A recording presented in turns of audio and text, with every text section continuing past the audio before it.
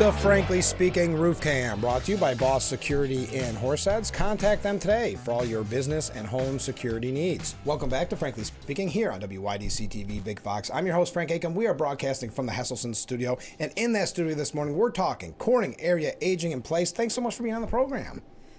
Very glad to be here. Yeah. So let's get started. What is, for the viewer, what is Corning area aging in place specifically?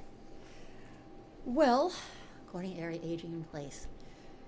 It's morphed over the years. Okay, all right. Well, I was going to ask you about the history. It so you is could different combine than it is a different organization than it first was going to become. Okay. And right now, currently, we have a monthly program meeting. The topics are widely varied. I see that. Generally something of interest to older folks. Mm-hmm. But it's not always about aging. No, I was actually really impressed. So on Thursday, April 16th, coming right up, it's an architect in Corning, New York, Joseph A. Connell, the first 20 years, 1955 to 1975. So that's one. And then in May, you're going to hear from our good friend to the program, Kelly Fitzpatrick, about the challenges of being the first female chair. So you have a wide array, and those are just a wide array of topics. Yes. And if you have anything valuable, you can come in June for our Antiques Roadshow. Oh, okay. Mm-hmm. Just like the television program? Yes, Basically. just pretty close. Oh, that's we did that for the first time last June, and it was really successful. Oh, sure. I'm sure. Well, it's a big hit on TV, and that's coming up on June 18th at 10 a.m., the second annual Antique Roadshow. What a great idea. But I got us off topic here. So tell us more about, is there more than just your monthly meetings? We do have, well, first of all, it's a great opportunity for older folks to have a chance to get out and socialize. Sure. That's really important. As we get older, we've realized sometimes we need some help with things, and so we do have a small booklet that we call the Solutions Directory. Okay. And that covers a number of categories. You know, if you need someone to do some yard work, if you need someone to change the light bulb, Okay. there are people in there that other members have kind of vetted. Sure. I wouldn't say professionally, but we have vetted. And so we have names and numbers of people that you can contact Oh, that's nice. and know that you're going to get somebody reliable. Now, when this first started, and you said it's changed a lot to kind of morphed into something different than when it started, what was the original plan for Corning area aging in place? Let Tom talk to that. I think I'm here today because I'm one of the oldest now, and 20 years ago I was one of the youngest. Okay. And so I have the background of when they were getting started, or a little bit into it. And it was a wonderful idea, and we haven't completely given up yet, but as Mary used the term morph, we've morphed over the years for good reason. Originally, and people that would be known, I'm sure, to some of your audience, Dix McDonnell and his wife Belle, he had been the superintendent of schools years ago. Okay. And Ann Darling, who was a very involved volunteer, retired volunteer in the community. The three of them were close friends. They were aging. Okay. They all had they both had families, and they were both, kind of getting to the point where they were concerned about Sure. Families are scattered all over the U.S. and they were,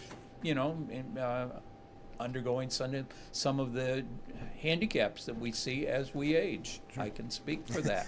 And yes. they had come upon a story, I believe in the New York Times, not absolutely sure of that, I can't remember on that, but it was about a community in Boston, Beacon Hills. Okay. And Beacon Hill? Beacon Hill. I think it's singular. And it was a Beacon Hill aging in place Mhm. project. Mhm. And it was basically a group of people who had gathered together, and they had hired a manager, if you will, and that manager's job was to help them with all of the stuffs of daily living Oh, interesting. to the extent that they might need it. It was the understanding that the individuals would be paying for services, and obviously it's a whole raft of different individuals. But for example, if you needed your driveway to be resurfaced, Sure. you get hold of the manager. The manager will find somebody for you Oh, with the interesting. understanding, again, you will pay for it. It leaves that kind of stuff to somebody else. Right. You may want to do that stuff You may not want to do it. Right. So it's a whole variety. Handling Medicare challenges, transportation issues, getting to grocery stores, getting to places of worship, if that is an issue. Every person being a little bit different. And they were, what we found, it was they were really enthusiastic about the process. When we got all done, and it was the three of them, Belle and Dix and Ann, they did a lot of research. They contacted a lot of people. They did a survey. There was some amount of interest, and that was in 2006 and forward. And then in 2009, they got their charitable designation. Got Their 501c3. the 501. I couldn't think of the term there.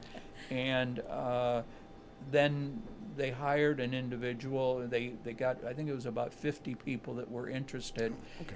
And they had gotten some upfront money from a couple of local foundations as well as the old Corning Enterprises. Yeah. And they, were ready to go. What they found out was that the marvelous idea didn't work quite so well in Corning, New York, for a couple of reasons. Yeah. Huge geography. Oh, sure. Just absolutely Yeah. huge geography. Yeah. And also, the Beacon Hills happen to be one of the most affluent communities in the Yes. nation. Well, that helps. Yes. Yeah, that does help. It eliminates And it some problems. Made a difference here. And so, for several years, and they after a fair length of time, and this was just before I came in on the scene, the woman who had really been hired, and I believe it was a part-time to begin with, they couldn't sustain it. Okay. And for 2 or 3 years afterward, we had a variety of planning meetings on where do we go. I use that, it's my expression, but where do we go from here? Yeah. And I don't take credit for where we did get to. Right. But we got to at least we could. And this is where Yes. we started to develop the individual presentations once a month. And initially, they were geared almost exclusively to elder issues. Okay.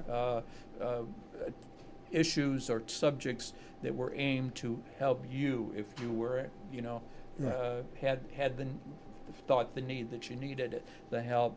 And then we said, well, why don't we have some fun? Yeah, for once in a while, yeah. And we've had a variety, and of course, I'm not a native of Corning, and it has a fascinating history. Yeah. And we have had a variety of different shows Yeah. from different presenters. Yes. Tom Dimitrov being one of them, where they have really zeroed in on certain items of local history I didn't know, and some of the natives didn't know. Sure.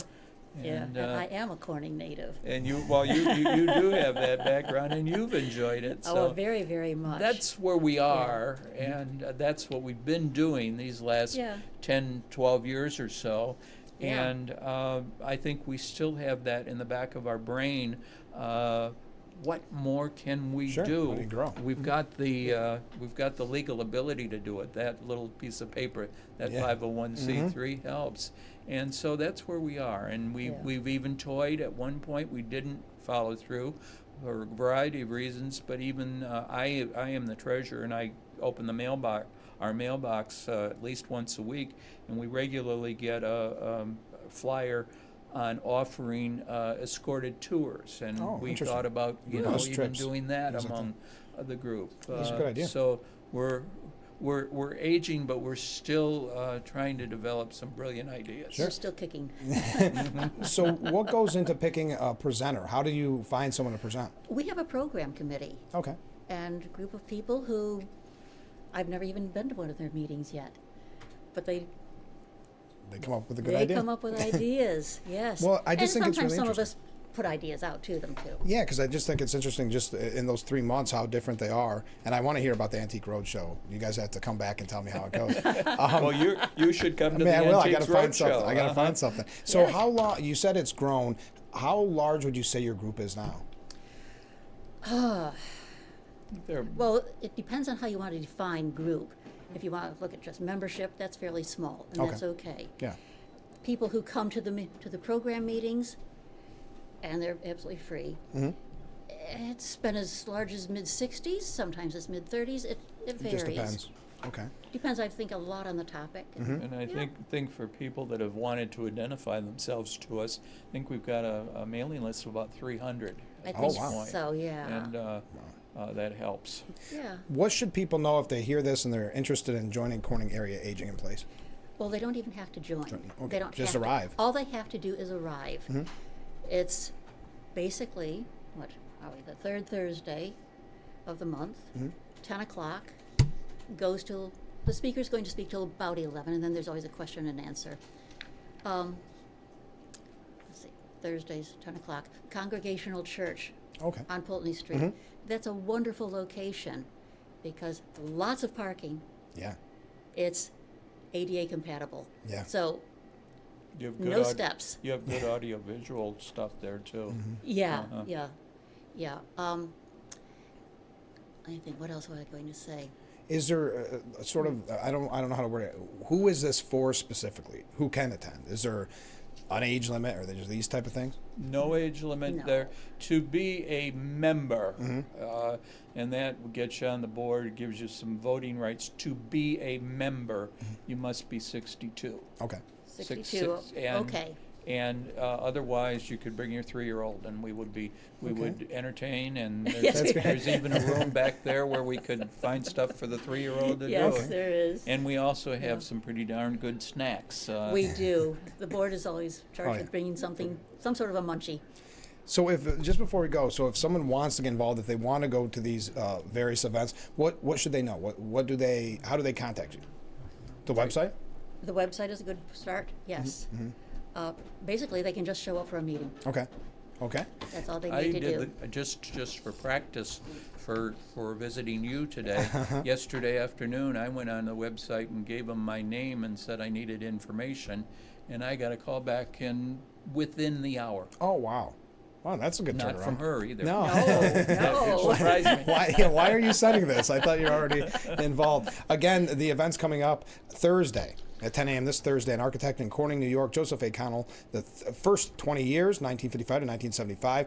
Thursday, May 21st, our good friend Kelly Fitzpatrick on the challenge of being the first female chair of the Steuben County Legislature. And then on June 18th, it's a second annual Antique Roadshow. Well, thanks so much for being on the program, and you'll have to come back on again and give us some updates. How's that? Thank you for having us. All right. Be delighted. Stay with us. We'll be right back with Frankly Speaking after this.